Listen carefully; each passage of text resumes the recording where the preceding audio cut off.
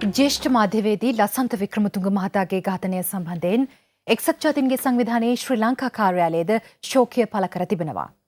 එම කාර්යාලය නිවේදනය කළේ ලසන්ත වික්‍රමතුංග නිර්භය අභියෝග හමුවෙන් නොසැලෙන ප්‍රකාශන නිදහස වෙනුවෙන් ක්‍රියා කළ සටන්කාමියෙකු බවයි. ලසන්ත වික්‍රමතුංග ඝාතනය තුළින් ශ්‍රී ලංකාවේ මාධ්‍ය හා මාධ්‍යවේදීන්ට මුහුණ පෑමට සිදුව ඇති භයානක තත්ත්වය වඩාත් පිළිඹු වන බව එම නිවේදනයෙහි සඳහන්. ප්‍රජාතන්ත්‍රවාදී සමාජයක පැවතිය යුතුයයි තමන් විශ්වාස කරන නිදහස් බහුමාධ්‍ය ක්‍රමයක් වෙනුවෙන් තම සංවිධානය ගොලී වශයෙන් ක්‍රියා කරන බව එක්සත් ජාතීන්ගේ සංවිධානයේ ශ්‍රී ලංකා කාර්යාලය පෙන්වා දෙනවා.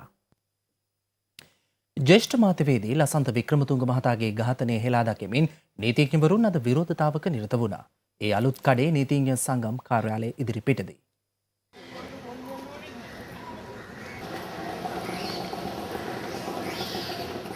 ජ්‍යෙෂ්ඨ මාධ්‍යවේදී ලසන්ත වික්‍රමතුංග මහතාගේ ඝාතනය හෙලා දකිමින් ශ්‍රී ලංකා නීතිඥ සංගමය, කොළඹ නීතිඥ සංගමය හා කොළඹ ප්‍රධාන මහේස්ත්‍රාත් අධිකරණ නීතිඥ සංගමේ නීතිඥයින් උද්ඝෝෂණයෙහි නිරත වුණා.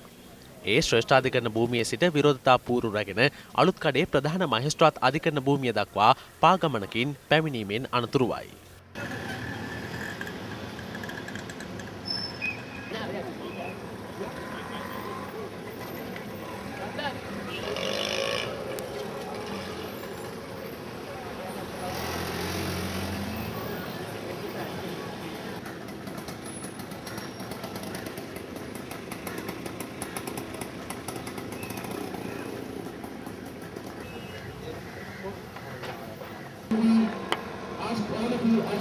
ලසන්ත වික්‍රමසිංහ මහතා අපගේ නීතිඥ සංගමේ සමාජිකයෙක්. එතුමා මහ දවල් 11ට පමණ ශාසකයන් විසින් ඉතාමත්ම ප්‍රසිද්ධ ස්ථානයකදී ඝාතනය වෙලා ඝාතක කරුවන් සියලු දෙනාම අද වෙනකම්ම කිසිම දෙයක් හොයාගන්න බැරි තත්ත්වෙට පිටලා තියෙනවා.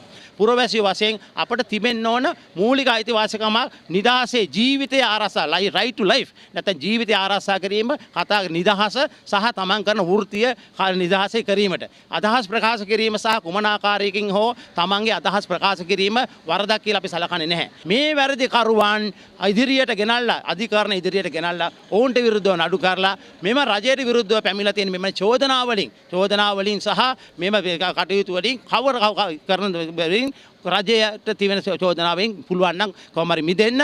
මෙවැනි මිලේච්ඡ පිරිසක් විසින් මේ ආකාරයට වරක බෝම්බ වලින් පහර දීලා ඉන්පසුව ඔවුන්ට තර්ජන කරලා ඉන්පසුව අපගේම සහෝදර නීතිඥවරයෙක් මෙසේ ඝාතනය කිරීම මම හිතන්නේ ඊටාම සුබදායක තත්වයක් නෙමෙයි. මාධ්‍ය මර්ධනයට එරෙහිව ජනතා විමුක්ති පෙරමුණ මුද්‍රණය කළ බව කියන පෝස්ටර් අලවමින් සිටියදී අත්අඩංගුවටගත් සැකකරුවන් දෙදෙනෙකු පුද්ගල ඇප මත මුදා හැරීමට